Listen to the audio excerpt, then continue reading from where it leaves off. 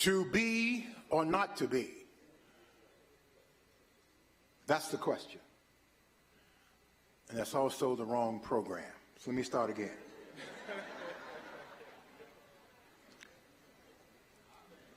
Welcome, ladies and gentlemen, to it's our 10th program where we're honoring the elders of this community. It is the African American Living Legends program.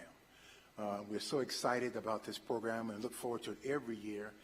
And I must tell you, as the person who received your nominations for persons across this county, I was so impressed and so glad that many of them came to our attention as a larger community to be able to recognize those persons. So thank you again, all of you who have participated. We wish we could have named every person, but we had, in fact, to choose just a few. And I must tell you again, it was a difficult choice in doing so. So again, I want to thank all of you for that. The other thing I guess I want to say as we begin this program this evening is to just say welcome to all of you. We're glad that you are here on this very, very warm Friday evening. I'm blessed by being able to say that it also could have been raining today, but it's not as far as I know. And so that's a good thing. So look forward today to this evening I should say, to a very inspiring program, one for which you'll see our young people involved. And I want to just say a word or two real quickly about our young people. We in the Office of Human Rights, always want to lift them up and put them in front of you. We believe that that's how they gain confidence. That's how they gain their poise, and that's how they gain an advantage when they find themselves in those situations in the future. And so we are preparing, hopefully, giving them a little bit of an edge up as they encounter life ahead of them. So anyway, just know that's what we're doing and why we're doing it. It gives me great pleasure right now to have the introduction of our colors by the Magruga High School Junior ROTC Color Guard.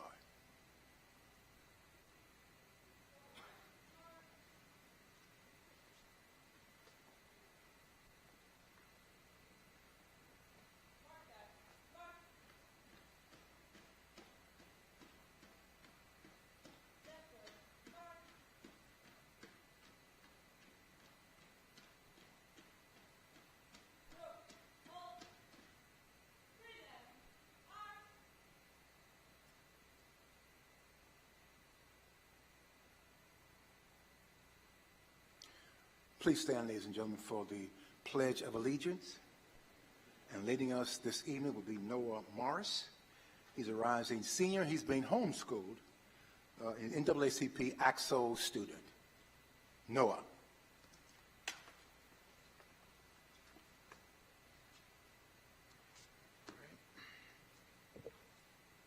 Please join me in the Pledge of Allegiance.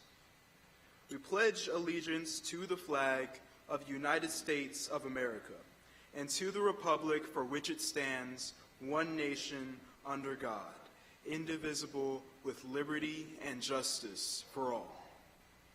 Thank you. Thank you. Remain standing, ladies and gentlemen, for now the national anthem. It will be sung by Aramis Shipman. She's a rising. Actually, she's a sophomore now at Howard University. Howard University. Also one of our former alumnus, I should say, from the NAACP AXO program. We're very proud of her. She also, most recently in 2023, was Miss Bethesda Teen. And so we're excited for her. Miss Shipman, come on out, Miss Shipman.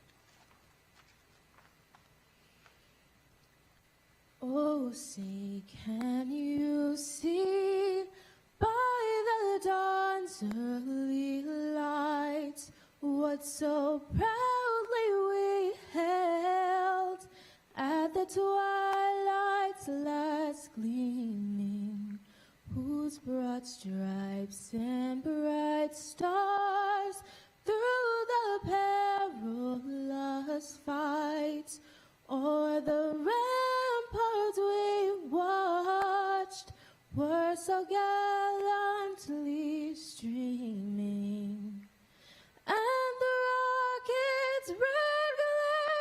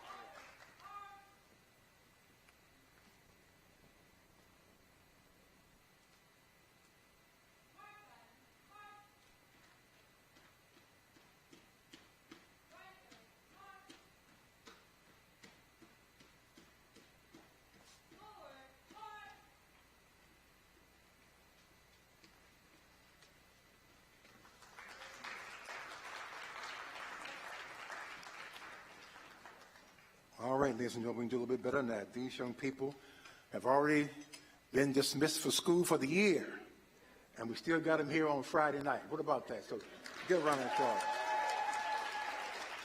I ask First Sergeant Daniel Hyacinth to come out and just at least tell you who was here. These young people, again, recognition, lift up. That's what we're about. So, First Sergeant, come on out. Good evening. Everybody can have a seat. Come on. First and foremost, we'd like to thank y'all for having us come out this evening and present the colors. It's truly an honor. These kids, school finished for them 3 days ago, and we received a call 2 days ago to present the colors, and I called up on them and asked them, no obligations, would y'all like to present the colors? You know, I know it's summertime, and without a hesitation, they volunteered. So I just want to recognize them. All right, so this is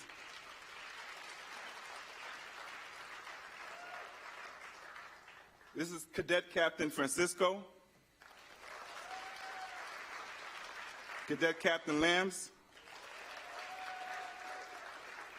and Cadet Captain Sandy. Thank you again for having us.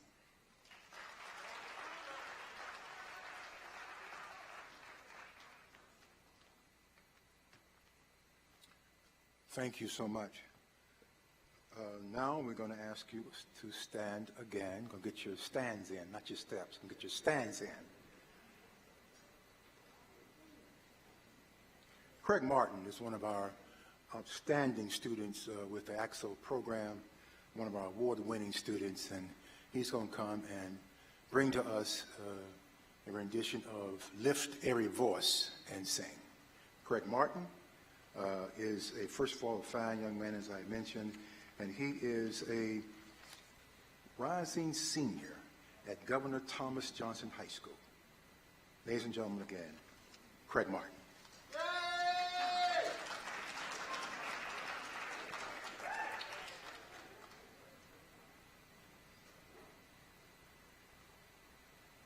Every voice and sing.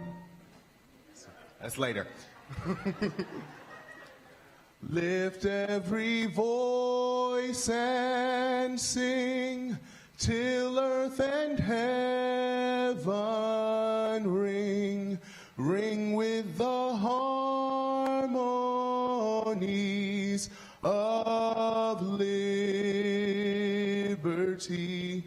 Let our rejoicing rise high as the listening skies. Let it resound loud as the rolling sea. Sing a song full of the faith that the dark past has taught us. Sing a song full of the hope that the present has brought us. Facing the rising sun of our new day begun, let us march on till victory is won. Thank you.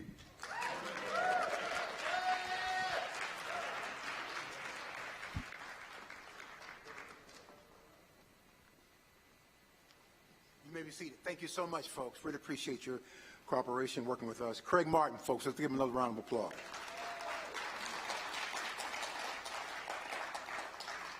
We're now entering into the opportunity within this program to bring official greetings from elected officials, and we're so glad to have many of them here, and we always appreciate their support. We look forward to hearing from them at this point in time in our agenda. We would have then, at this point, our county executive, Mark Eldridge, who was not able to be with us this evening, but I believe Debbie Spielberg is here. Is she here yet? She's on the way if she's not here. She's here. Very good. Okay, now I think I see her coming. Okay.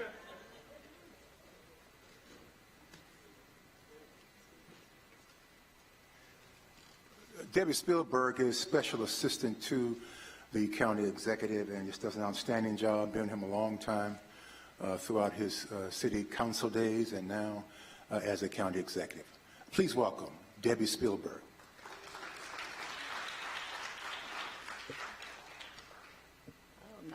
Can y'all hear me okay?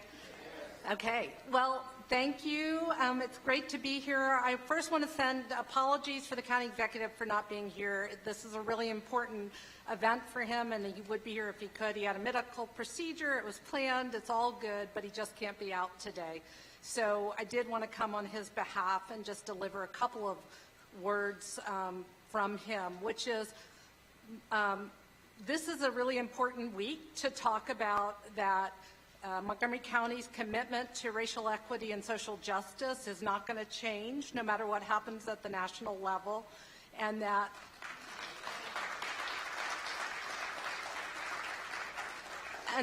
this is really important to who we are as a county.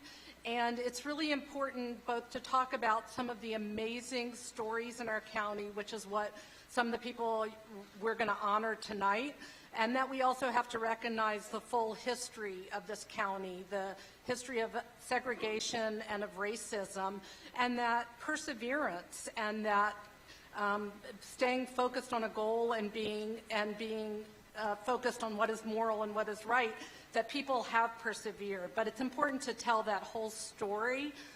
Before I worked for the county executive, I had the honor years ago to work for Congressman John Lewis, and he really taught me so much. But there were a couple of things that I just wanted to say tonight that he talked about, and he certainly knew adversity. And what he really used to talk about was the importance of staying focused on goals and to be kind and to keep moving forward. And he also had a wonderful sense of humor, and it's very important to find joy in moments, even in difficult moments that we're in as a nation. And so this is so important to take this time and honor these incredible people. And so congratulations on behalf of the county executive for your honors. You certainly deserve it, and I'm glad we're having a chance to honor it. And thank you so much to Director Jim Stowe, who we all know is an incredible person and has done so much for this county. And I will just close with words from Congressman John Lewis, who used to say, "Don't give up, don't give out, and don't give in." And so thank you all very much.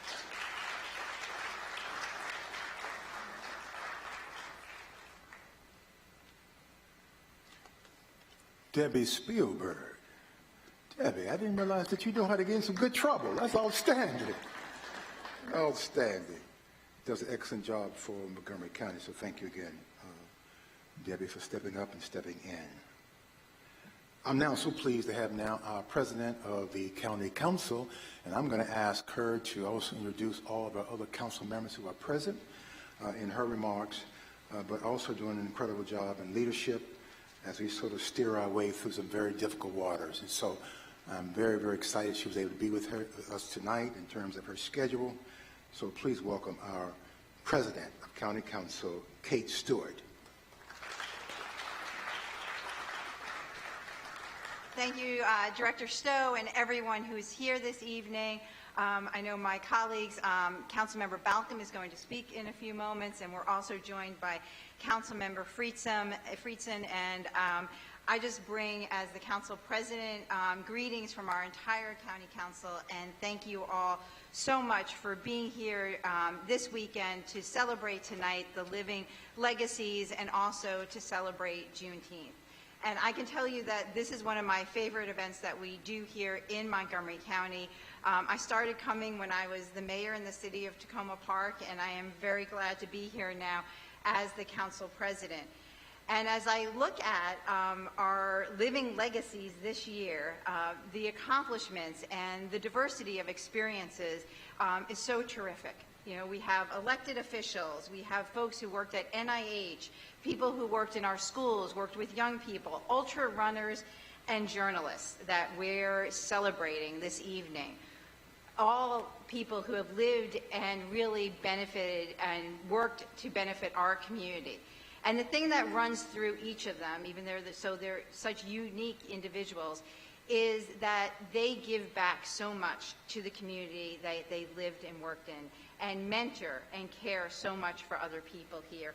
And they truly are the best of Montgomery County. And tonight we get to celebrate them. And I also wanted to say thank you to everyone who makes our celebration of Juneteenth possible. You know, President Biden made it an official federal holiday 4 years ago, yes. But we know here in Montgomery County, we've been celebrating Juneteenth for a lot longer. And that's what makes me most proud, is that right now in our country, where we hear reports of people actually canceling Juneteenth events, or those events struggling to get sponsors, here in Montgomery County, we're not just celebrating Juneteenth, we are expanding our celebrations. We are doing more, and it's not only just a day, and not only just a week, but Councilmember Friedson, I think, coined a term earlier this week that we are actually celebrating Juneteenth for almost a month now. And that's what we need to be doing, is expanding our celebration. And so I'm really proud to be here tonight with all of you. I thank BlackRock for opening its doors to us this evening, because we know that no matter what happens at the federal level, no matter what comes out of that White House, that here in Montgomery County, we are going to stay true to our values. We are going to work every day to be a more inclusive and more equitable community. And I just want to thank each and every one of you for the role you're playing in that. Thank you very much.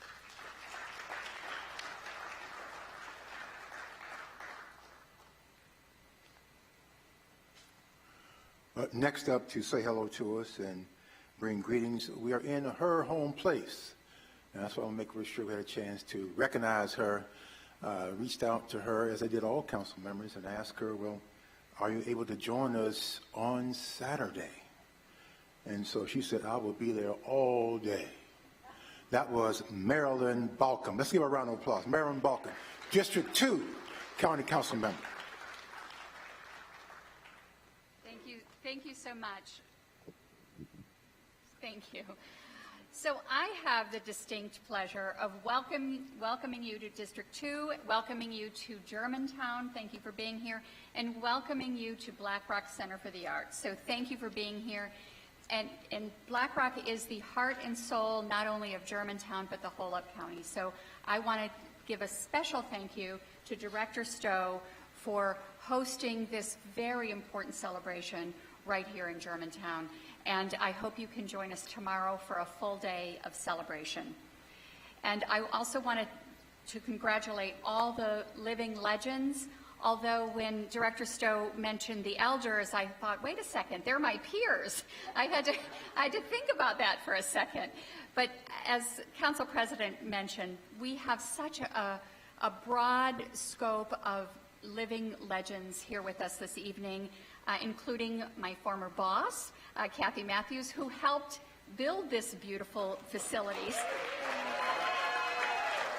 And I know that she feels the same way every time she walks into the building. She can think of the achievement of the building. And of course, my state delegate, Greg Wims, and all the wonderful, wonderful people here today. You have been so generous, not only with your time and your expertise and your love of this county, and you helped build this wonderful place that we all call home.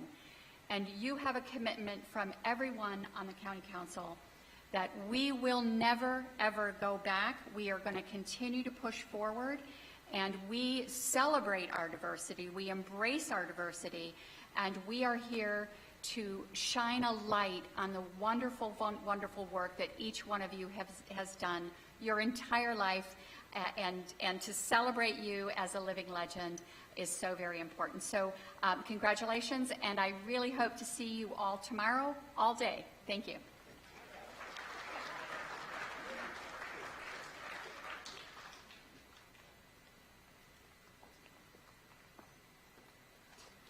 All right. This program began a few years ago We actually had our very first program in 2015.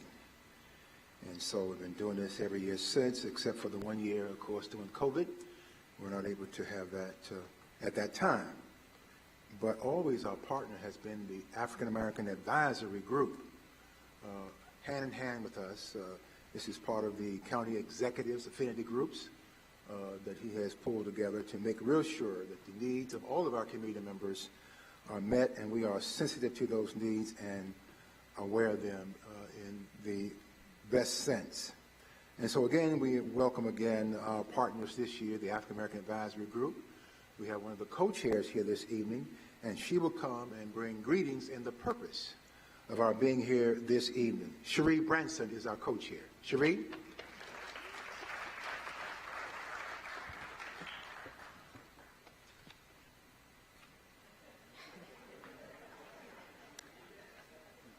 The height challenge. I'm good because I'm loud. Oh.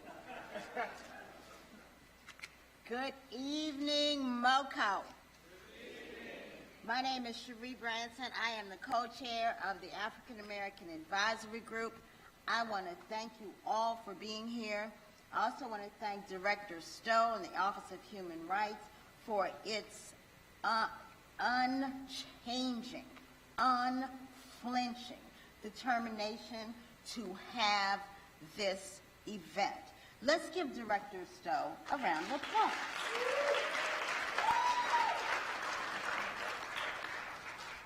This Juneteenth,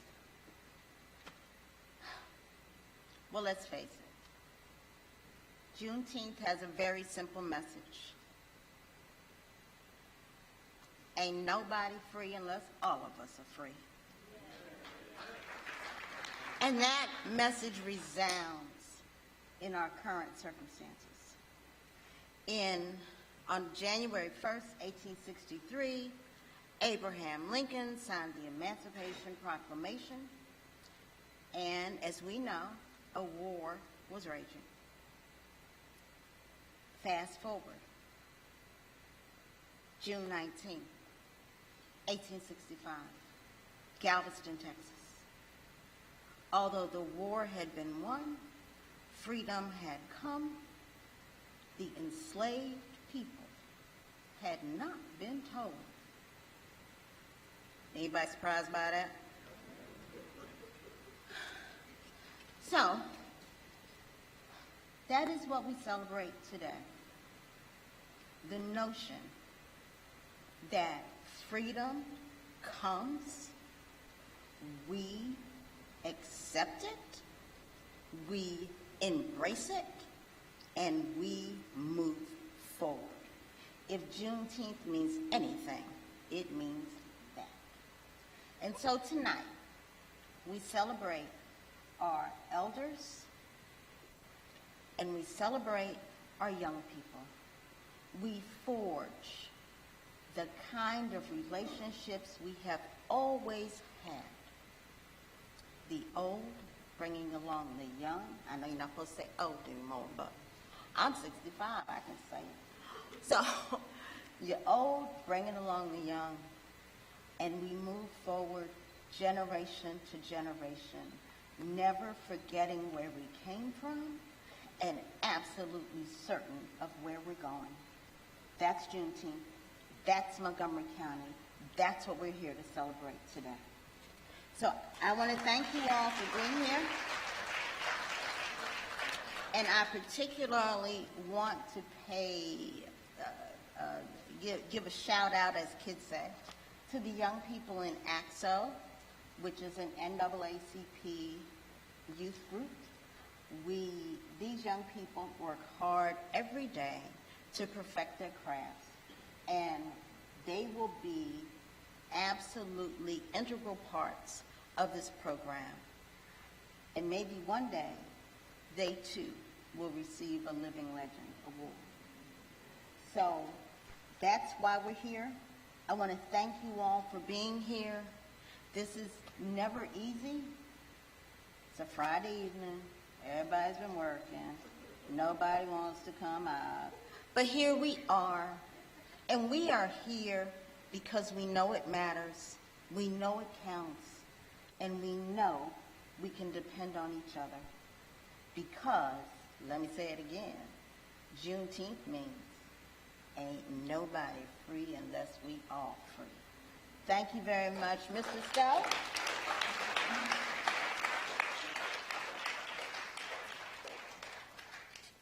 Thank you, Madam Co-Chair. I really appreciate that very much indeed. Just a word about the Co-Chair.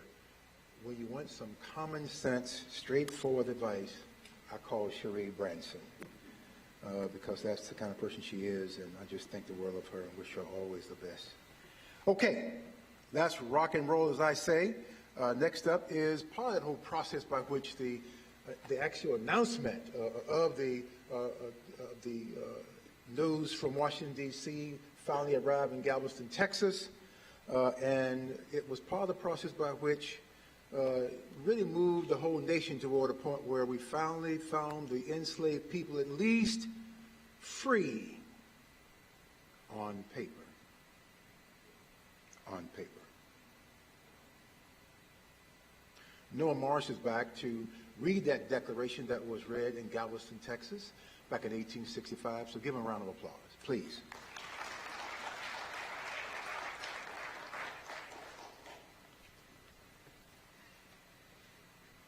June 19th, 1865.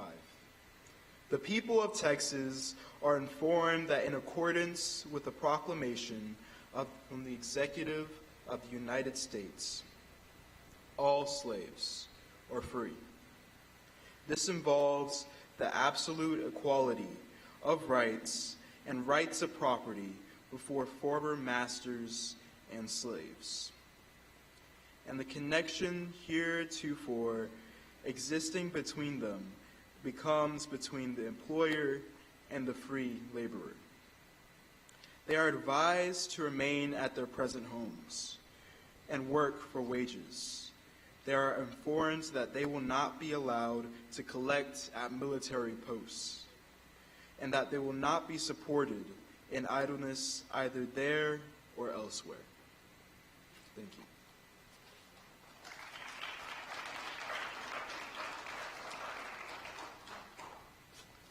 General Order number 3. Take a look at that sometime. They are advised to remain at their present homes. Okay. And work for wages. Let me see. 1865. I wonder who was hiring in 1865.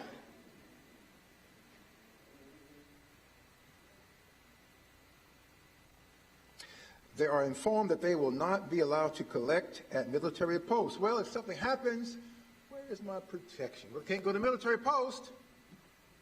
I'm not supposed to gather there. And here's the one that really got me, and Councilmember Jawando really brought this to my attention.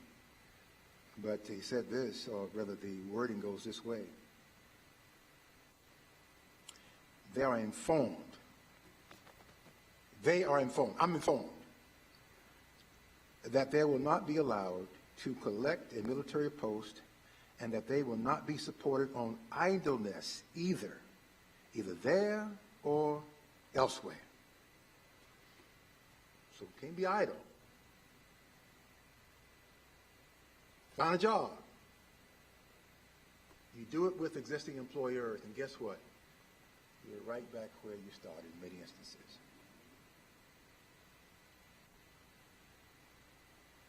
But take heart. We did not, in fact, despair. We've made so much progress in this country, those of us who are African American, those of us who have been allies of African Americans. And so today we're here to celebrate that that's something to talk about.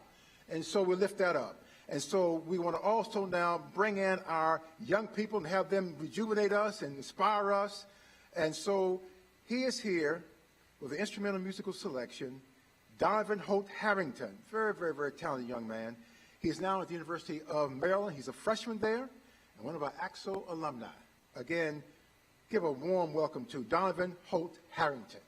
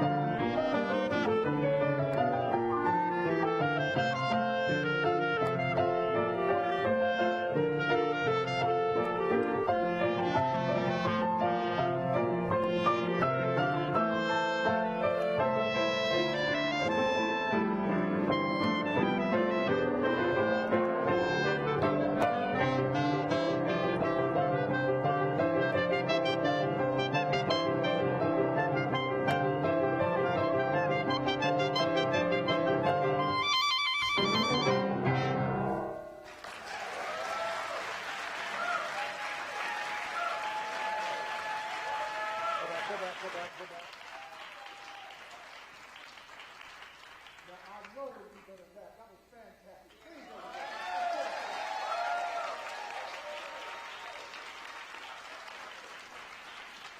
Donovan Holt Harrington, fantastic. Thank you so much, Donovan, and thank you for, again, coming from college to be a part of this program as an alumnus of the NAACP AXO program. Next up is the spoken word. And so Julian Elam is a rising senior at Winston Churchill High School, one again of our NAACP AXO students, and has a marvelous way with words that share in turns around each other, and then the pictures are created with her words. Stay tuned and listen and see how she draws her vision through her words. Julianne Elam.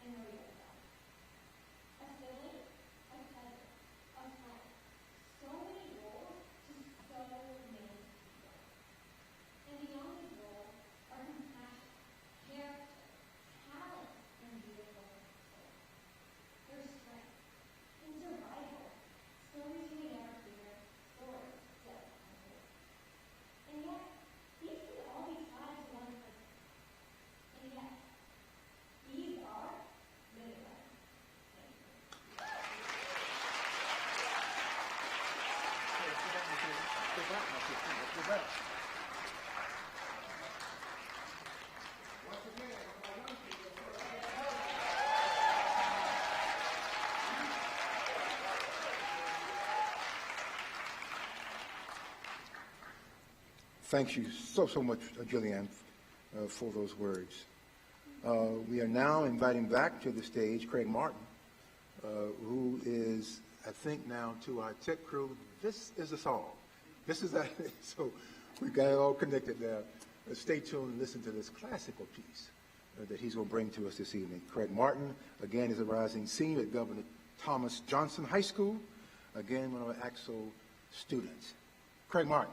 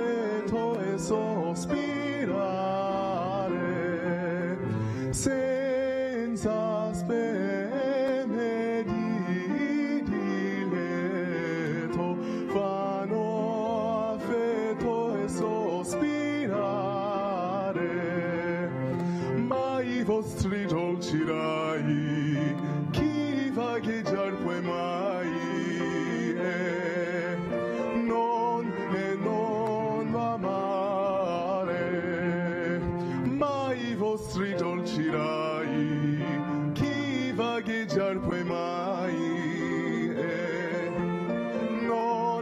non va male. Penero va meno luccicare. Penero va meno luccicare. Thank you.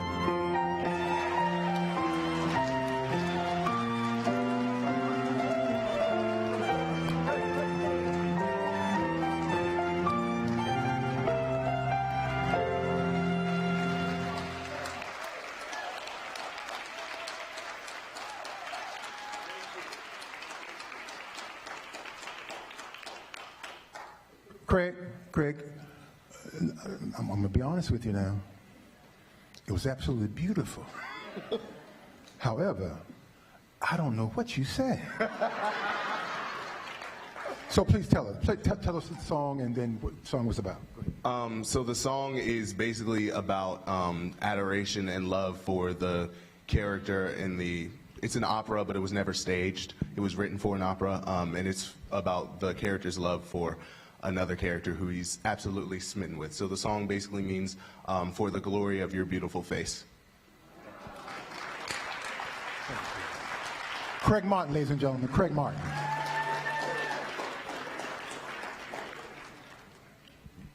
I'm going to switch mics here. There we go. My friends, we've come to the part of our program, there we go, part of our program that we have come here for, and these are really the start of the show, and that is our honorees this evening. And so I'm delighted to have them be presented to you all. Those of you who are family members, thank you again for loving on them and allowing them to be part of our lives where they've touched them. And then for those of you who know them as co-workers or other kind of relationships, we thank you so much again for your allowing an opportunity as well to share in their life and to be part of this process of just becoming who we are. It's a very interesting process for many of us. And I will tell you that these persons who were nominated have lived lives that are just so exemplary and made so many contributions. So without any further delay, let's get into it. So first up is Mr. James Baker. And what we're doing this year, by the way, is this. Let me just share real quickly with you. We have asked our AXO students to also introduce these persons who are coming before you tonight. We're trying to also connect the dots between those of us who are a little bit younger and those of us who are a little bit older. Because sometimes there's a chasm between, again, the elder community and sometimes our young community. And so we're trying through this kind of process to bring them together so our young people get to read about someone who has done things in their lifetime that maybe they can aspire to as well. So first up then is, again, as I mentioned, Mr. James Baker is being honored at this point in time. And so we'll ask then to have that first introduction to present. Mr. Craig Martin's coming out again. And he's sharing again about James Baker. Lend an ear, if you will, to this great, great person who has done so much in this community, Mr. James Baker.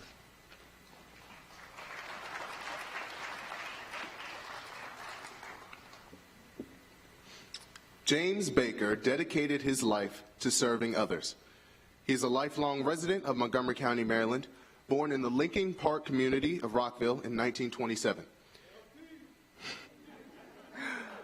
A dedicated student who excelled in math and science, young James graduated from Lincoln High School in 1945. During his senior year, he served as treasurer of the school's Victory Corps. After graduation, James became a cab driver for the black-owned Hitman's Club Cab Company, transporting black residents during the era of segregation. In the spring of 1946, he enlisted in the Army as a duty soldier at Fort Myer, Virginia, earning the World War II Victory Medal. An avid baseball fan, he played for the Legionnaires, a local Negro League baseball team in the late 1940s. In the mid-1950s, James joined the staff of the National Institutes of Health in the Department of Allergy and Infectious Diseases. He enjoyed a 40-plus year career as a lab technician and contributed to developing the polio vaccine.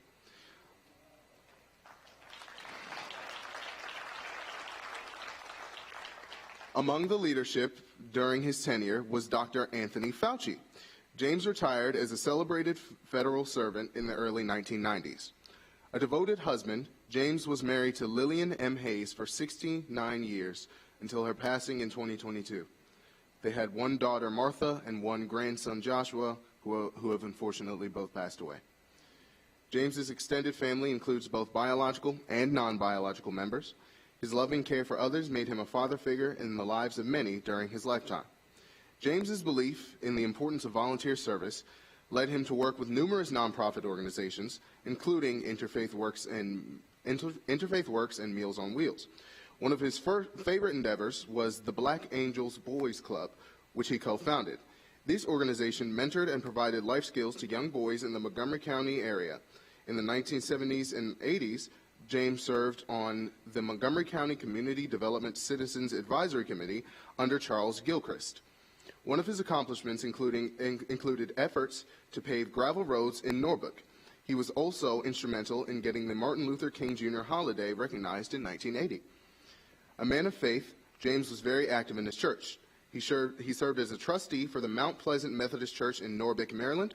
He was also a member of the Methodist Men Ministry at the historic Jerusalem Mount Pleasant United Methodist Church in Rockville. After retiring from NIH in the early 1990s, he volunteered with Montgomery County Public Schools, eventually gaining permanent employment there until his retirement in 2012. Post-retirement, he continued volunteering at MCPS until 2019.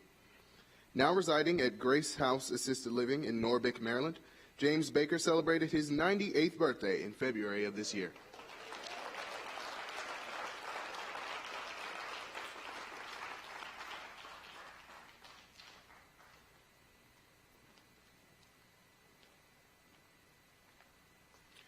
Thank you so much, Craig. We're going to now ask members of our elected officials who are here, if you'd love to have you join us on stage, if you will. I also want to have our co-chair with the African American Advisory Group to also join us, please. And also want to bring out my colleague who will help us through the rest of the program, Mr. Frederick Hawkins, who is the legislative liaison to the African American Advisory Group. As they're coming, we want to also now recognize and have her come up, Miss Cindy Vaughn. Miss Vaughn's going to come up and accept on behalf of James Baker. Miss Vaughn.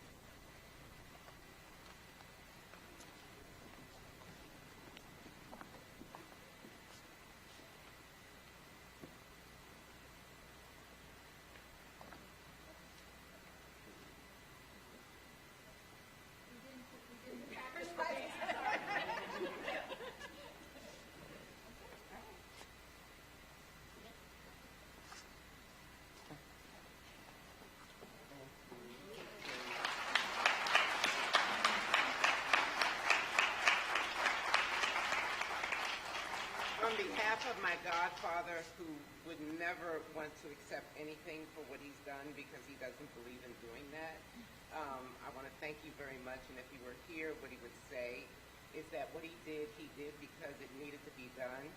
And he believes that if something is necessary to do, you just do it. You don't do it for any other reason than then you need to get it done.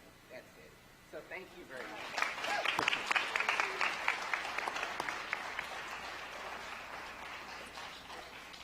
We'll ask Clark, you can come back, Clark. This whole group, please.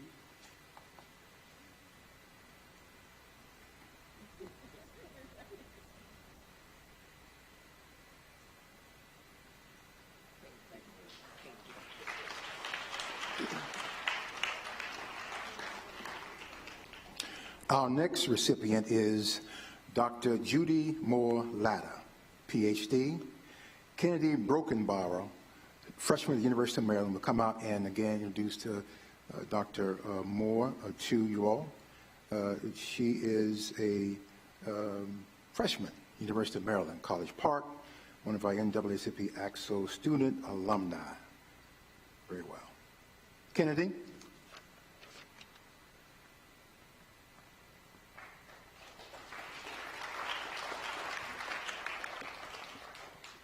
Thank you.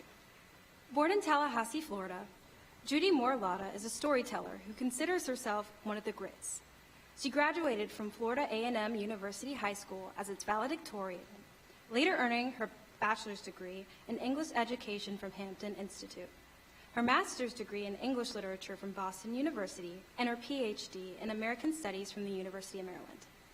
An award-winning journalist, Dr. Latta has served in a number of roles in the area of communications, among them as a producer at WETA TV FM 4 from Jump Street, the story of black music, as a reporter and producer for WUSA TV's Capital Edition, and as a producer of WRC TV's documentary special At Drugs at Work. She served in several roles at National Public Radio as the first education reporter, where she created the education beat for NPR's National Desk. As the executive producer of special programs, where she created the Latin File, the first radio network Hispanic daily news program, and as the senior producer of the 26-part documentary series Wade in the Water, African American Sacred Music Traditions, for which she earned the George Foster Peabody Award. Dr. Latta is an alumna and past president of the Silver Spring, Maryland chapter of the Lynx Incorporated, and is a board member of the B.B. Moore Campbell National Minority Health Awareness Task Force. She's also an original member of Sister Mentors, a project of EduSeed, a D.C. area-based multiracial, multi-ethnic, and multi-generational organization for women and girls of color. EduSeed's mission is to promote education among traditionally disadvantaged and underserved communities. A member of the Olive Branch Community Church in Olney Sandy Spring, Dr. Latta serves on several ministries and co-chairs of the African American History and Culture Ministry. She's the author of multiple publications, including 3 books: God Ain't Asleep, Yesterday, Today and Tomorrow, Beyond Roses, An Obligation to Speak, and On Sharp Edges, Poem Stories. She has 2 daughters, 1 son in love, 4 grands, 1 great-grand, and hundreds of students and mentees who now live and work throughout the world.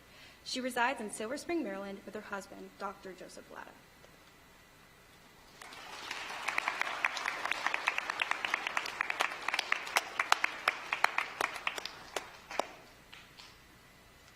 And now in Dr. Latta's own words. Look at the screen. I like to call myself one of the Grits, girls raised in the South. That's Grits. And there's a whole lot that kind of goes along with that. But that just kind of encompasses a lot of things. It means that I'm a storyteller. I think of myself as a teacher, a student, a mentor, a sister friend. And certainly I have some very, very important roles for me. That of wife and mother and grandmother and great-grandmother and cousin and on and on. But I think all of those kind of wrapped into one. And I also like to think of myself as a writer and a producer. But when you wrap it all up, I think of myself as a child of God, a person who's really kind of full of a lot of hope. I believe in God, and I have faith and I trust that there is a purpose for all of us, and so that kind of drives me to kind of keep going. I don't really see any gaps between what's physical and cultural and social and political and spiritual. I think all of those things kind of push me to kind of keep giving back. One of the things that we see in our county and in other parts of our state and in the nation, we see this kind of mixture of different voices. And so when I think of diversity, I can't help but think of this range of voices, that wonderful, beautiful, incredible voices. And sometimes those voices are uncomfortable being in communication with each other. And so I think of diversity not just in terms of racial diversity or gender or ethnicity, but also in terms of religion and sexual orientation and class even, something that we don't really talk about a lot. Family and community are so important. And it's how we define both of those. So sometimes we think about family only as those related to us by blood. But I like to think about family in not just by blood, but by spirit and by purpose. I can't tell you how excited I get when I see one of my students kind of doing something extraordinary. I just get so excited that I can't even contain myself.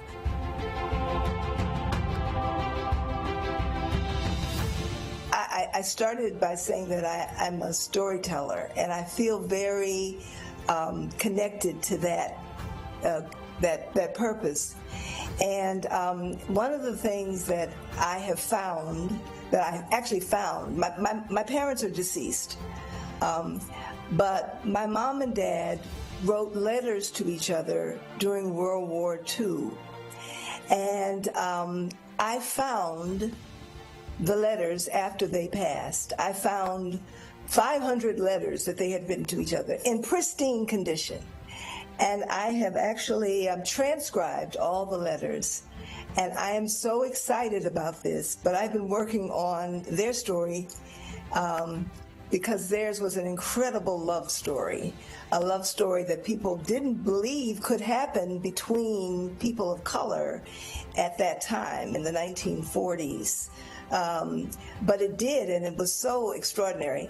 So the one thing that I would want to do would be to finish the book, finish the story. I'm coming along with it. I think one of the most important things that I've learned that I would want somebody else to think about, especially if they're moving into leadership positions, is that we need to be mutually respectful. And I would urge people to be honest in their discourse. And then I would urge them to operate with integrity.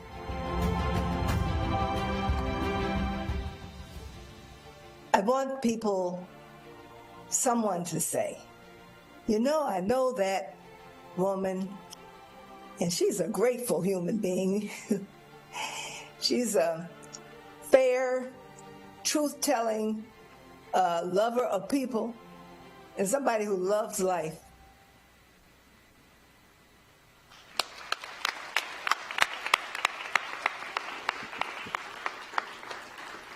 Ladies and gentlemen, again, that was, again, Dr. Judy Moore Latta, PhD. Let's give another round of applause, please. Accepting on her behalf is Selena Mindy Singleton, who will be here tonight to share remarks from our honoree. Selena.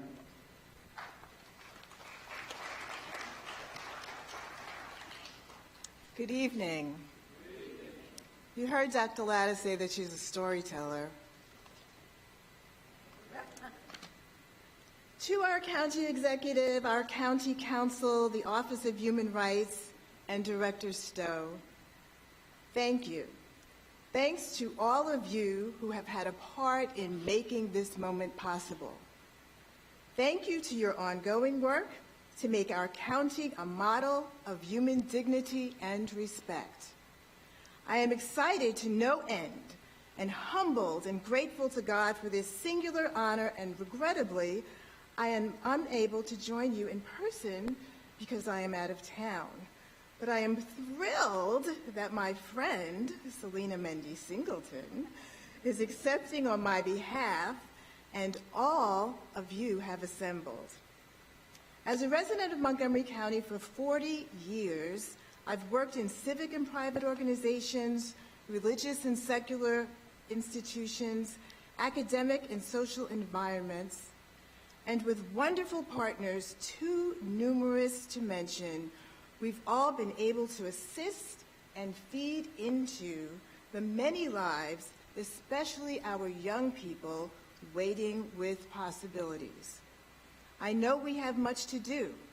It's been my privilege to learn that Montgomery County residents in full diversity, with all shortcomings and drawbacks, with and without resources and resilience, are some of the most incredible human beings on earth.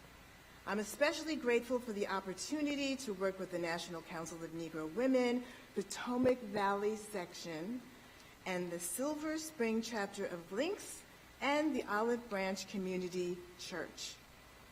Each one of these is on a mission, and I'm thankful to join them on that journey.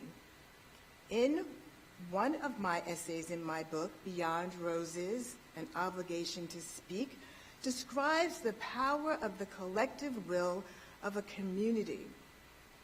It was motivated by my seeing giant 10-foot tall anthills in West Africa. Each one of the anthills took decades to build and thousands of ants to construct. Yet the lifespan of one ant is only 70 days. In my essay, I ask, how do these ants find the strength and resilience to keep going and pass on what they know? How do they find the time to build and knowing that they may never see the end? And here is my answer, which I believe is a lesson for us all. You have to have enough love in you to want to do something big, and enough courage in you to believe you can do what you never knew. You have to have enough grit in you to pull yourself up every day, and enough trust in you to follow the lead of someone who is has gone before you. You have to have enough drive in you to push yourself beyond the limits of mediocrity, and enough willingness in you to hand over something you can only carry so far. You have to have enough flexibility in you to change the course when change is needed, and enough daring in you to pick up what someone else has dropped. You have to have enough humility in you to know that you are not the center of it all, and yet enough confidence to see that your role is critical. And most importantly, you have to believe in the divine order of things that has set you in place for that moment. These are the few lessons I've learned from ants. Friends of Montgomery County, I look forward to what we will do collectively for our community. And once again, thank you for this honor, Dr. Judy Moore Latta.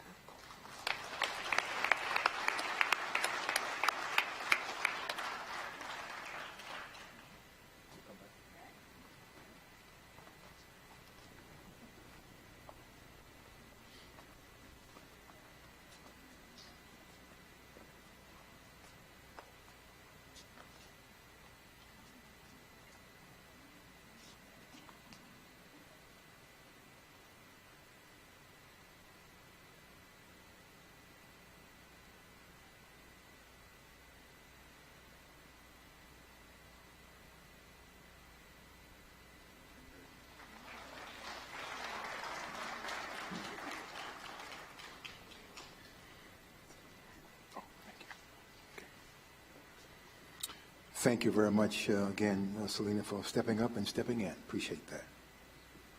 Next up is our third recipient, and she's in the person of Jo-Ann Owens. And Julianne Elam will be introducing her to us. Again, she's a rising senior at Winston Churchill High School, and a NAACP AXO student. So again, let's welcome Julianne Elam as she introduces Jo-Ann Owens.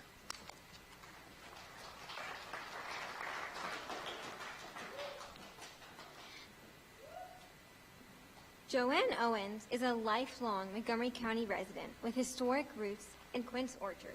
She was raised in Rockville and Kenger neighborhoods and is part of a proud family legacy spanning 6 generations. She has dedicated over 27 years to Montgomery County Public Schools, earning the Superintendent's Above and Beyond Award, and being honored with a proclamation from the City of Gaithersburg declaring July 1st, 2013 as Joanne Owens Day. A passionate advocate for education and literacy, she volunteered her lunch hours reading for students at Bell Elementary alongside her daughter. Her commitment to service includes decades of involvement and leadership with First Baptist Church of Kengar. Joanne has volunteered with Germantown Help, Black Ron Center for the Arts, Lead for Life, Inc., and the Noise Detention Center. She's also a familiar face at the annual Jubilation Day Gospel Concert and frequently delivers food and essentials to families in need. Joanne Owens exemplifies a life rooted in service, faith, and deep community commitment, making her a true Montgomery County treasure.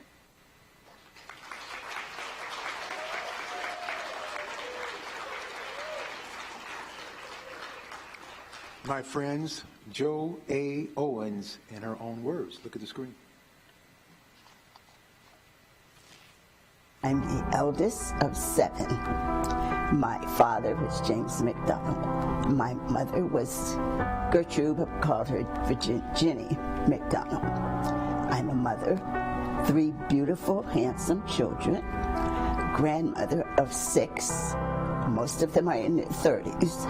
And a great-grandmother of 3. I grew up in Kensington, actually other places before Kensington, but most of my life I was in Kensington, Kengar, Maryland. That was instilled in us by our father. He was always helping, and we had to travel and help with him. Also from my church, Reverend W. Murphy, he always said, it's not who you are, it's whose you are. So to make people know who I am and who I belong to, I serve the community. I serve the children at school. I used to be, I would say, an introvert, but Dad brought us out of that. So I'm still moving. I grew up in Rockville, Maryland, and I went to segregated Negro school, Rock Terrace Elementary. We moved to Kensington.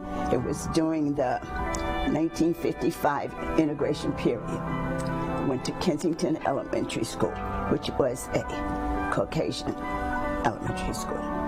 Most of my classes from elementary through graduating, there was nobody in my class that looked like me. So I learned how to get along with people that didn't look like me. And I never had a problem getting along with anybody and everybody. Our family has been very close all my life. And the community has been very close all my life. Born and raised Montgomery County, have no desire to go anywhere else. We have such a diverse amount of people. And even I have Chinese friends that are family, no relation, but they're my family. I have somebody from Ireland, no relation, but that's my family. That's my community. That's who I dealt with most of my life. It's different types of people.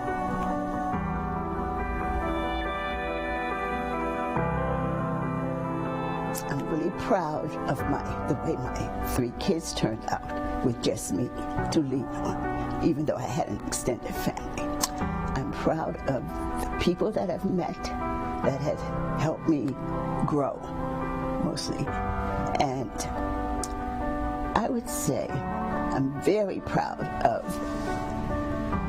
helping elementary school kids to read and comprehend what what they read, because I love reading. But don't ask me what I've read, because I've read so many. But I love reading, and I want anybody around. I even taught some grown-ups to read, but not as many. But that's my passion, to make sure everybody can read.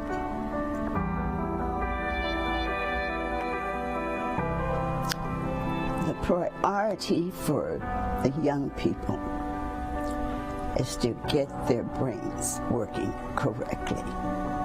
Speak to people in reverence. Don't look down on people. No matter who they are, how they're dressed, where they come from, everybody is a human being. Uplift whoever you can. Give a hand to whoever you can. Put the elderly first. Young people today seem to sometimes forget what their forefathers went through.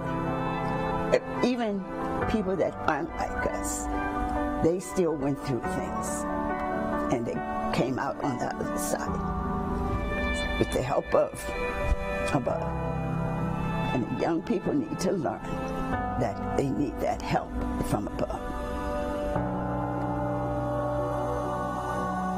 She's a caring person. She's a religious person. And she loves children. And she's always praying for a better world.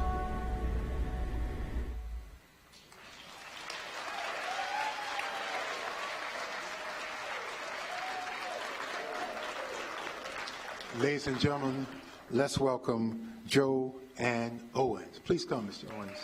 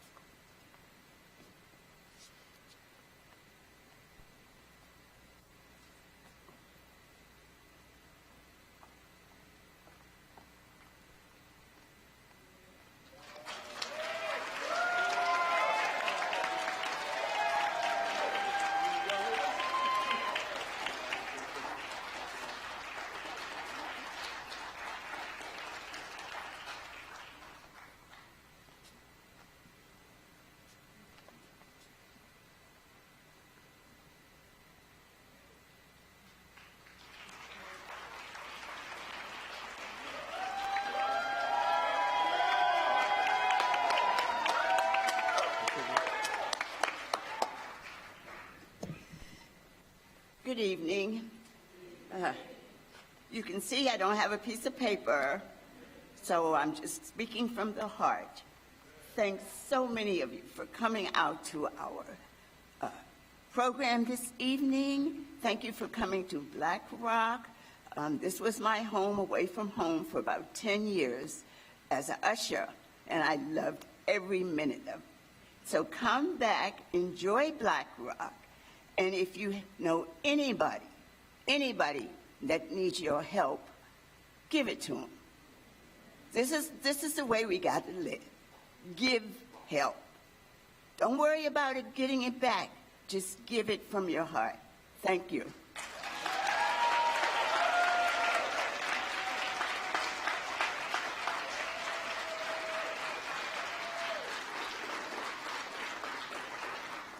Wonderful. Our next recipient, Catherine Matthews. Anna Abuchi, rising freshman at Columbia College, will make this introduction. Anna?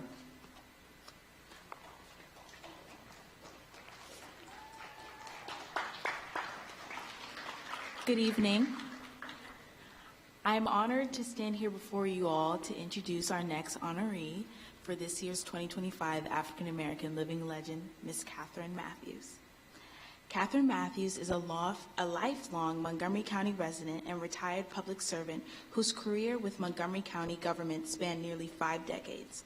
Beginning in 1973 with the Department of Recreation, she went on to serve as Assistant Director in the Silver Spring and Up County Regional Services Centers and was appointed Director of the Up County Regional Office in 2001, a role she held until her retirement in 2021.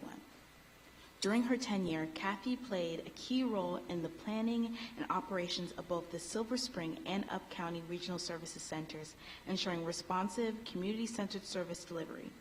She led initiatives that shaped the Germantown and Clarksburg communities, including the coordination of Germantown's town center development, the launch of the Designation Germantown Initiative, and the creation of the Germantown Youth Collaboratory. She also oversaw the site selection for 10 county faculties to expand access to the government services. Ms. Catherine's leadership extended beyond government. She served for 20 years on the board of the Black Rock Center for the Arts and previously held leadership roles in the private sector as Vice President of Masscom Cable Incorporated and co-founder of the public relationships firm CNC Associates that focused on small minority-owned businesses. Today, Ms. Catherine Matthews continues her service through board roles with the Boys and Girls Club, Leadership Montgomery, the Montgomery Parks Foundation, and Riverworks Art Center. She remains deeply committed to strengthening communities and ensuring equitable access to services for all residents.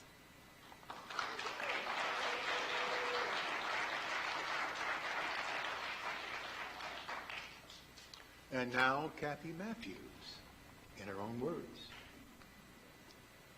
I grew up in the northern part of the county, also known as the Up County, a place that was very special because most people were not aware of it. But it was an interesting place to grow up, a farming community primarily, and I was in a community primarily surrounded by family. I was a part of the integration of the county schools, so I've seen the county and my community grow and mature over many years. I have been with county government as a public servant, which I'm very proud of, for almost a little more than 50 years. And most people know me, I think, in that role. But I've also done other things in the private sector. I was in the fashion industry for a number of years. I helped to start a small business that focused on public relations for small and minority-owned businesses. I was a co-founder and a vice president of a small cable company in this area, and I helped to start a nonprofit that focused on the history, educating people about the history of African American. I saw my family members and friends of my parents helping other people, not in formal ways, but informally as neighbors and friends. And I was taught that that's what we do. We look out for each other, especially in our African American community. And it was something that just touched me. I think I was made to do just that.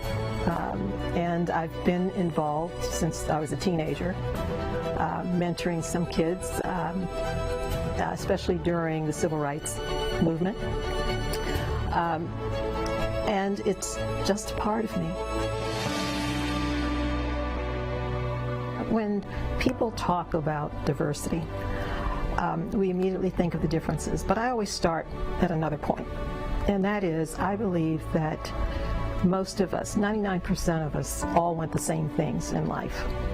We all want to be able to live safely and securely. We all want a good life, to live in peace. We all want family. We all want the same kinds of things. The differences, or the diversity, comes with how we approach it, and that's usually reflected in our upbringing, family, our ancestry, our cultures, our traditions, our beliefs, our faiths. Those are the differences. But the core, those commonalities, are still there across the board.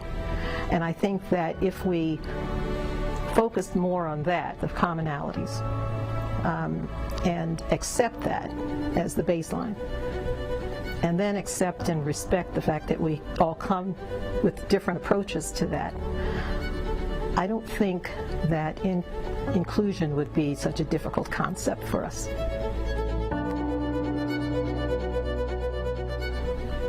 Put God first, and and then from that, take each day, take each experience, take every opportunity, and make the best of it. Be the best I can be. Not necessarily worry about being the best, but be the best I can be. And I think that's the biggest lesson I've learned. It's important to feel like you're a part of something, that you belong. I don't think any of us were meant to live alone. We need to be a part of community, but being a part of community and feeling like you are means that you know people, you have to get to know people, and there has to be a level of trust. And that way you can work together on problems or just celebrate together. There's strength in numbers. I'm most proud of the fact that I was able to do what I think I was meant to do and prepared to do in life as a person, and that was to be a public servant. I really am. A lot of people laugh at that term, but it's important. I think people try too hard. It's just being yourself, being respectful, being open, being honest. And I think that's more important. For me, I leaned on the idea that what I wanted most to convey was I was a person of good character and integrity. For people who are thinking of me or talking about me, or I would hope they would say that I was a person who was kind, caring, fair,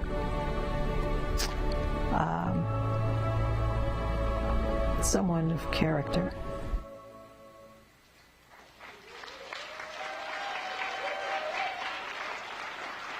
Ladies and gentlemen, Kathy Matthews. Kathy, come on up.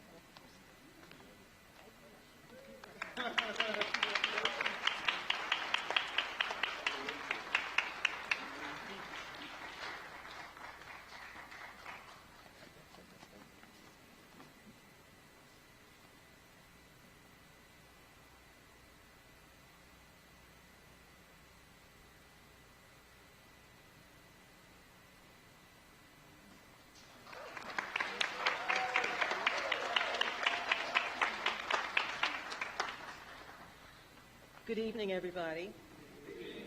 And I want to thank Montgomery County for this wonderful recognition. I want to congratulate the other honorees of the evening.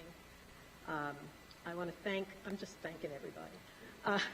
I do want to thank my family who are here and friends, a lot of friends I see. I especially want to thank my husband who has given me the time and the space to do the things I've done and are still doing.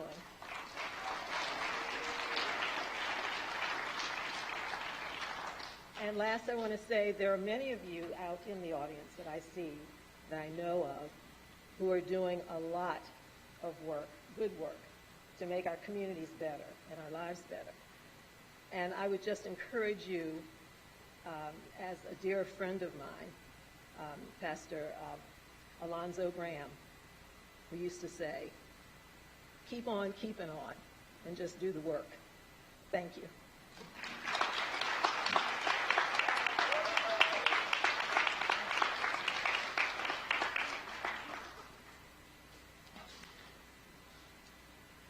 Ladies and gentlemen, our next recipient is Dr. Betty Holston Smith.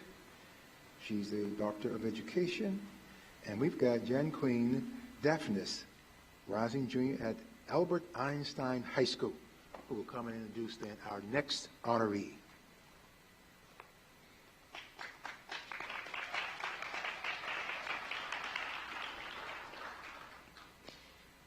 Nature is her coach, and Living Life is her lifestyle training program. Dr. Betty Smith learned to live according to nature's lifestyle change system, which includes a 6-step formula. Nature took her from an emotional, inactive, overweight, junk food-loving, couch-sitting smoker to a functional eater and functional athlete. Dr. Smith is an organic, vegan, long-distance runner, a deep water runner and instructor, and a Tai Chi martial artist. She has practiced Tai Chi for over 40 years and once took the Tai Chi grounding stance to stop a car drifting backwards down a downgrade. She's run over 100,000 miles over 50 years. She is a running coach in the Montgomery County Roadrunners Club. She also coaches other runners one-on-one. She teaches deep water running for Montgomery County Aquatics at Olney Pool. Dr. Smith volunteers at Kids Runs. She once owned an intellectual property called Chickpea that allows female runners to stand and go. She has run on all 7 continents, a marathon on 6, and a half marathon on the Great Wall. She has completed about 93 marathons thus far. Now, she is training for marathons to prepare to run ultramarathons. During the pandemic, Dr. Smith did a virtual run of 1,000 miles on the west coast of Florida. Dr. Smith has run ultramarathon in Boston, California, Rhode Island, Florida, Maryland, Georgia, Arizona, and Pennsylvania for a total of over 30 ultramarathons since 2007. Today, at age 84 and a half, she continues to run 60 to 100 miles per week without need for recovery.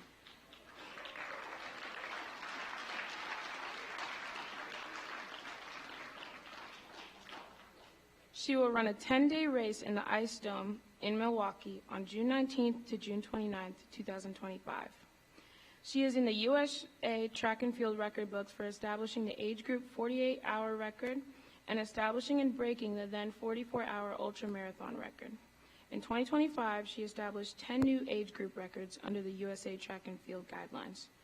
Dr. Smith celebrated her 81st birthday by running 81 miles all night on a high school track with a group of young 40-year-olds. Make no mistake, her non-junk food, vegan lifestyle, and her no-nonsense movement keeps her strong, flexible, balanced, and relaxed, medication-free. Her resting heart rate hovers around 39 to 41 beats per minute.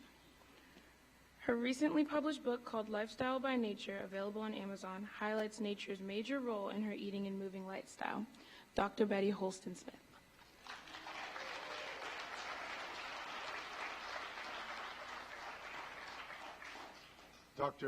Dr. Betty Smith, in her own words.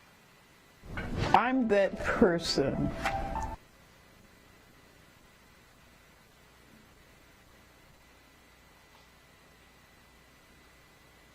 I'm that person.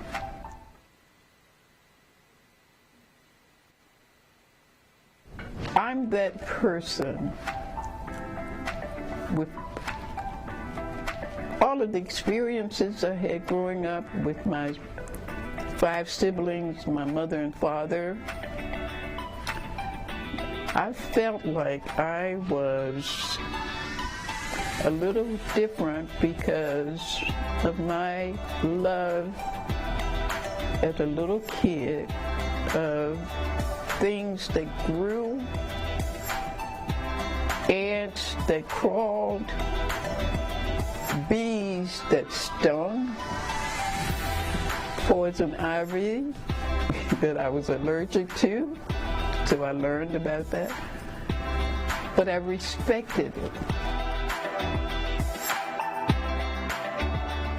I had always, even as a little kid, needed to gain the respect. How can I tell a mom on an Indian reservation with a brand new baby while she's nursing the baby and smoking, that the harm that, because they've been doing that for generations. My life has always been looking at people. So I'm going to read this because I don't know if you can see it on this camera, but this is the most important thing. And if I could have been way back there in 1776 at that table when they were writing the Constitution, this is what it would be based on. My birthplace is Earth. Okay. My race is human. And my politics is freedom. Just like what happens in nature. And my religion is love. I would try, I do this now, I try to meet people, brand new people, people like me, people not like me, people who hate me, doesn't matter. And I would say earth and human and freedom and love. That's how I approach them. I have respect, even for people as human beings. I have respect for them, even if I disagree with them.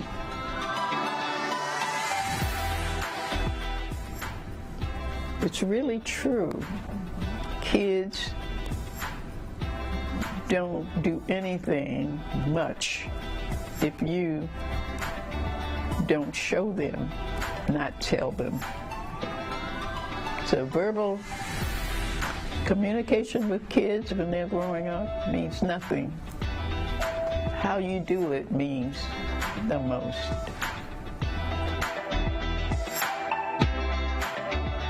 I'm most proud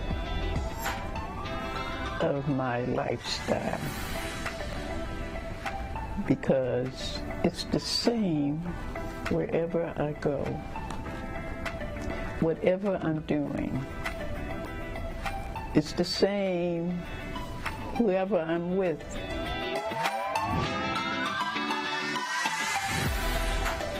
She's a tough teacher. She knows what she's doing. And not only does she know what she's doing, but she also can do what she's asking us to do. And she works hard. And nature is her guide.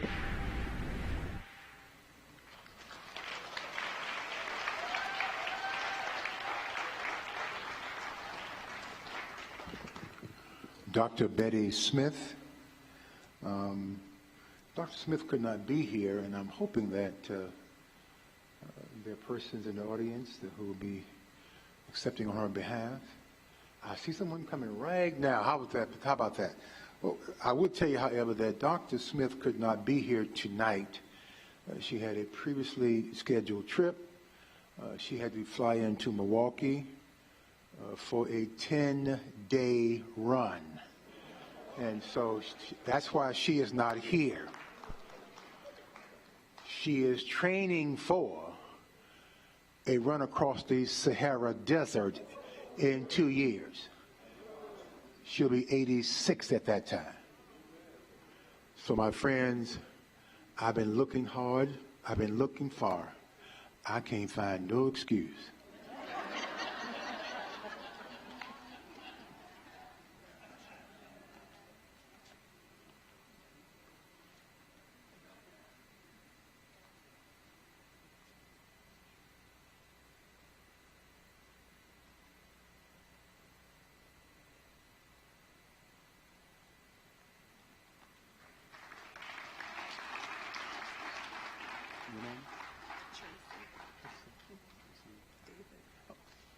Ladies and gentlemen, Ms. Tracy David. Hi. My mother couldn't be here today, so I'm her daughter. And I must say, I do not live the lifestyle that she does. It's too much. But she wanted to thank everyone for this beautiful evening. She was so excited about this and so disappointed that she couldn't be here. So thank you. And to the, I believe, 2 people that submitted her name, she really wanted to say thank you to you too. Thank you.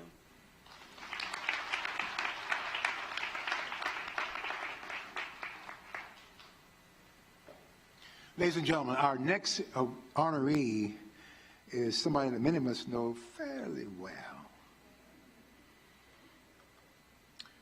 He is in the person of our delegate, at least from my particular part of the world, my district. He is in the person of W. Gregory Weems and Lucina Ture. Rising freshman, University of Maryland, College Park will come and make that introduction. Lucini Ture.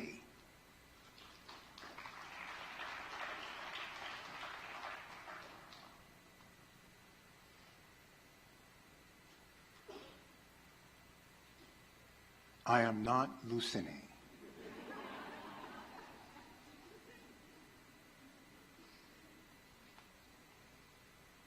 But Donovan is back to come and introduce our next honoree. So Donovan, come on.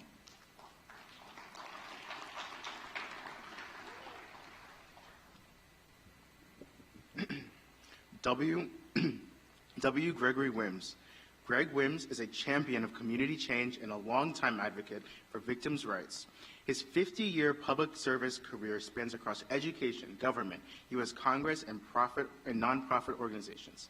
Deeply rooted in District 39 as a 6th-generation resident, Greg grew up on the land and his great-great-grandfather purchased at the end of slavery. Coming from a working-class family, Greg's values are rooted in equity and economic opportunity for all. Driven in his humble beginnings, Greg has devoted his life to ensuring that anyone who requires assistance receives the support they deserve. Focused on tackling key issues in education, affordable housing, economic expansion, and public safety, Greg is continuing his legacy of uplifting residents in District 39, Montgomery County, and across Maryland in the House of Delegates. In his first 2 years of serving the House of Delegates, Greg focused on advocating, supporting, and advancing policies and budget priorities that invest in education, public safety, and economic growth for District 39. Greg currently serves on the Ways and Means Committee and Early Childhood Development Subcommittee in the Maryland House of Delegates. He was also the Vice Chair of the Economic Development Committee for the Montgomery County delegation. Greg is committed to ensuring that underdeserved residents in District 39, Montgomery County, Maryland, and beyond have access to the resources they need to succeed. Thank you.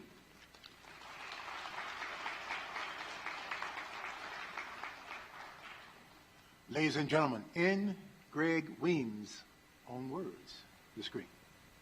I'm a man that has been favored by God. Grew up with a very humble situation, but God has favored me with all of that, and I'll tell you why I say that. My family goes back 100 and some years, but when I grew up, it was a house that great-granddad had actually built first. No plumbing, no electricity. So I, as a kid, kindergarten through 11th grade, did all of my homework reading from All Lamp. When you take your baths, you warm it up on a wood stove, put the water in the tub, and you take your bath.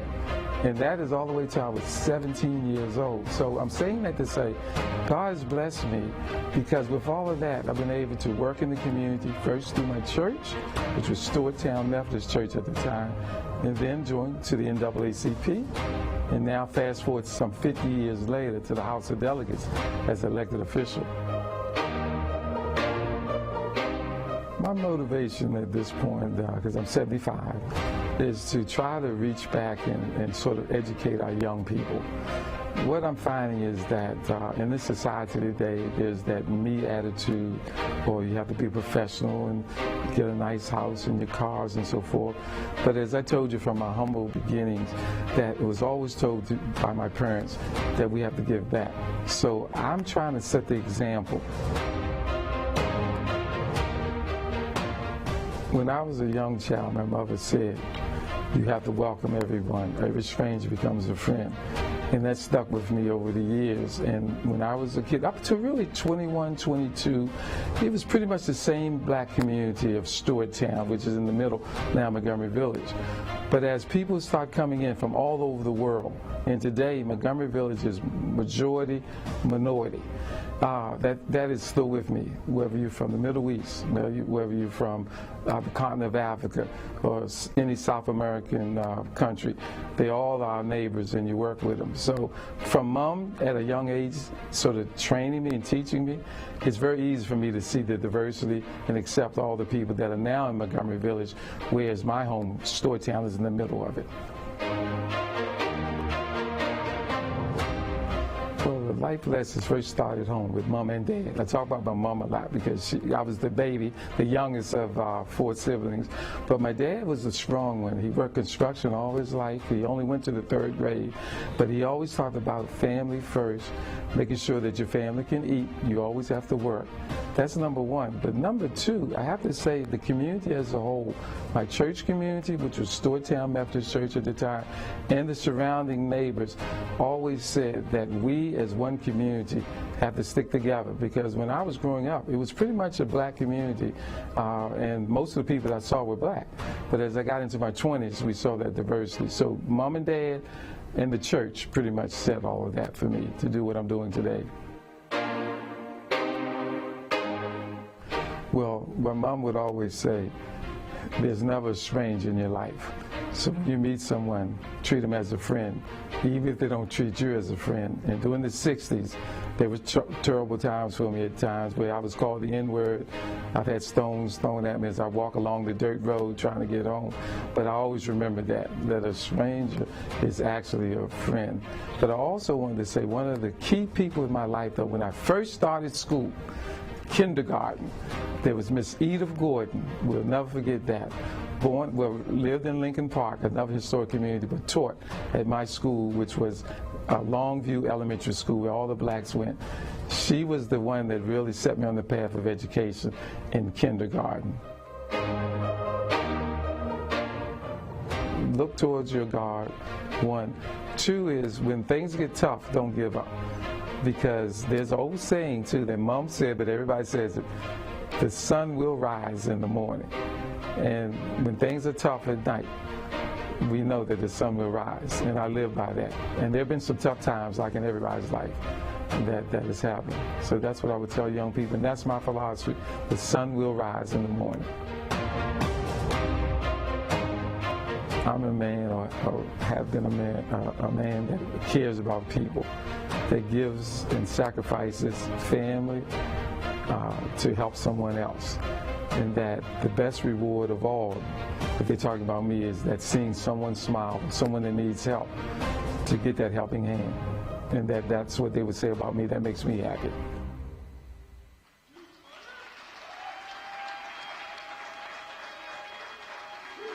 Ladies and gentlemen, W. Gregory Weems.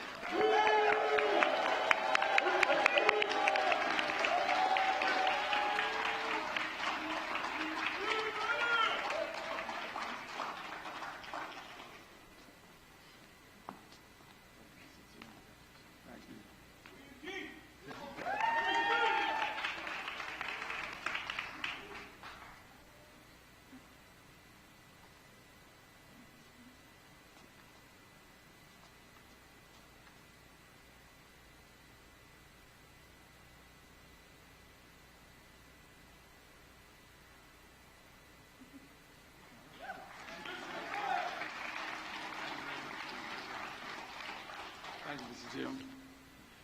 First, giving honor to God, I want to say This is a great honor. I want to thank Mr. Stowe and the committee and all those who nominated me. Thank you so much.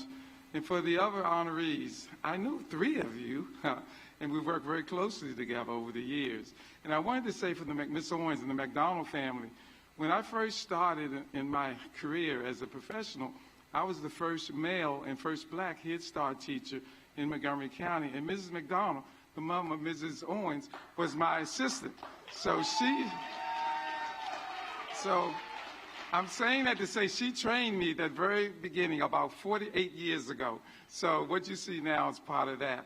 But I know I'm standing between all of you and the great food that's out there, so I'm going to make my remarks very short. First, giving honor to God, as I said. The next thing is family. My wife is here. Let's give her a hand. My son is here. And then all of my nieces, I have like 5 nieces that are here, and one of the nieces is actually preparing the food out there, Miss Gail Plummer Owens. And so when you see her, you know that's my niece. And then I also have about maybe 10 or 12 cousins that are here. So at this time, I'm going to ask my wife, my son, and all my cousins and nieces, please stand, because I want everyone to see you. My family is supporting me. Please stand. All right. And my Goshen United Methodist Church, which is Stortown. Thank you. So in closing, again, God first, family, and then country. As you heard what I said, my mother taught me, and my father was very strong and actually was the influence in my life, that there's not a stranger. They're all going to be your friends, even if they treat you poorly, because God watches everything. He knows what you do. So in closing, I'm going to say let's treat everybody with respect, and let's also love this great country that we have. We're having trouble now, but it's a great country, so let's continue to love it. So God bless all of you, and let's enjoy the food.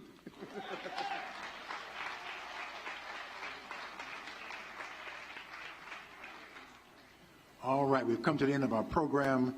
I want to thank you all for your attention, but if you just stay with me one quick second, we need to thank some people real quickly, but I want to just thank again the council members that hung in there with us till the end. Council President Stewart and Councilmember Balfour, thank you all for your support. Clark Day has been our photographer, and again, he's here, and I really want to thank him for the excellent work he does. Thank you, Clark. You've heard time and time again about, the ACT-SO program.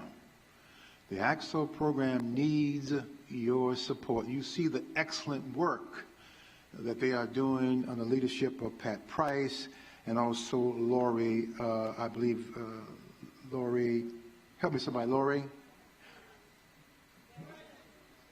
Lori Dennis. I've got written down here Lori Dennis.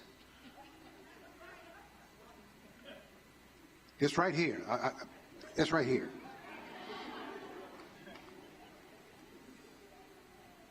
And also Charlene Lucas. So let's thank them. Again, ACT-SO. All the folks back there who are providing technical support. I want to thank MCM. I want to thank Tabs. I want to thank again the wonderful team here from BlackRock. All you all, thank you so much for stepping up and stepping in. Really appreciate it. I want to also just make one note here that Will Jawando was not scheduled to be here. That was my error. I want to make very sure that he did not just not show up. He, in fact, was not supposed to be on the agenda, so I want to make sure I made that correction. And also the folks back in our local county public information office. Tracy O'Connor and her colleague, Andre Dunson, they do the videos every year. And I think they do such a wonderful job. So let's thank them in their absence. Also want to thank our staff at the Office of Human Rights. They came out today to support us, and so Loretta Garcia and also Anise Ahmed. Let's give them a round of applause for those two folks. And Alicia Valentin, who was not here, but also helped to make this day possible. And I think I've got everybody, I believe, that I want to make sure we took time out to say thank you. Katie Hecklinger is the actual chief and the president of BlackRock Center for the Arts. She's the president and CEO. I'm not sure she's in the house or not, but at any rate, if she's in the house. She's in the house. Katie, thank you again for all the work that BlackRock and your team have done. We really appreciate that. And I know that those who are here heard the message of so many folks who lifted up Black Rock Center for the Arts. So again, thank you. We're going to support you and be here as not only people paying here as people who are going to various things, but also who can put a dime or two down to help you support and make this building work. So thank you again very, very much, Katie. All right. That's all we have, folks. We're so glad you were here. Thank you for coming. Please congratulate our honorees this evening. And for those of you who are part of that honoree party, please come back up and get a group picture of all of you together quickly. Everybody else, go eat some food. Remember, tomorrow from noon until 10 is our actual Juneteenth celebration. I hope to see you back here on tomorrow.